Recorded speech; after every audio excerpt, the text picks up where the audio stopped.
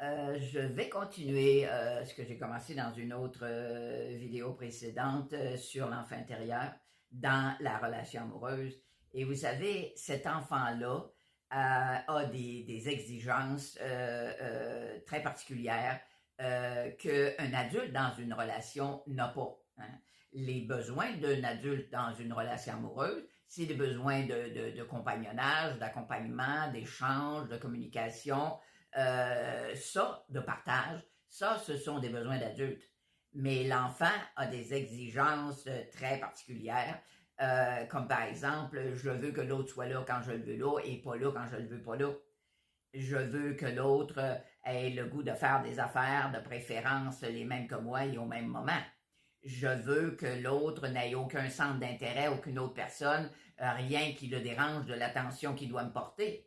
Je veux que l'autre ne change pas significativement de la personne que j'ai rencontrée au début. Je veux que l'autre ne change pas non plus trop physiquement de ce qui m'a attiré au départ dans une relation. Et il y en a plein d'autres. Je veux que l'autre sache ce que je veux, ce que je désire, sans que je sois obligé de lui dire. Hein. Je dis souvent, si tu m'aimais vraiment, tu ferais ça, ou tu ferais pas ça, ou tu dirais ça, ou tu dirais pas ça.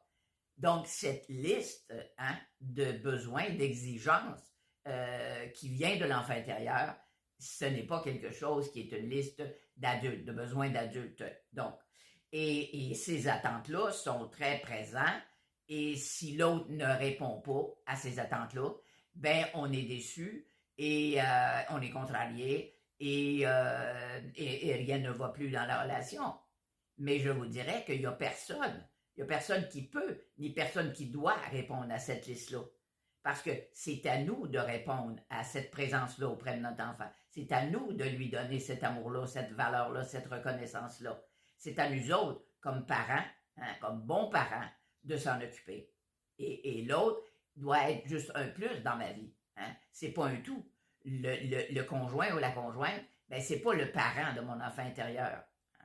Et malheureusement, il y a énormément de couples qui vivent avec ces attentes-là, qui sont dans une dépendance de l'autre et qui s'attendent à ce que l'autre réponde à leurs besoins. Si tu m'aimes, tu vas me donner ça. Si tu m'aimes, tu vas faire ça.